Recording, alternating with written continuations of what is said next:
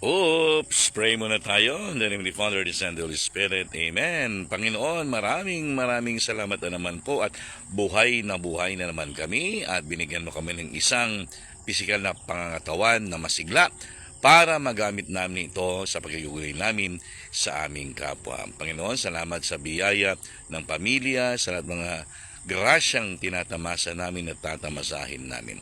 Panginoon, sa araw na ito, basbasan mo ang bawat isa sa amin sa pagpasok namin sa mga trabaho, sa mga eskwelahan. Ano man ang gagawin namin, ikaw nawa ang maging inspirasyon namin sa araw na ito.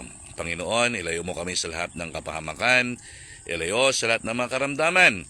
Hipuin mo, Panginoon, ang mga kapatid naming may mga sakit. Pagalingin mo sila upang makabalik na sila sa paglilingkod sa iyo. Lalong-lalo na mga miyembro ng pamilya namin na patuloy naming binibigyan ng lakas para makabalik sa paglilingkod sa iyo.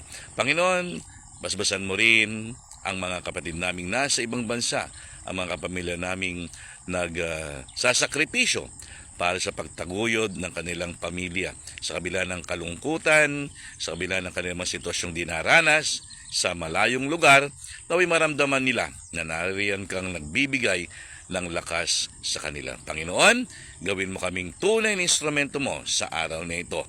Hinihiling namin ito sa iyong ngalan aming Panginoon.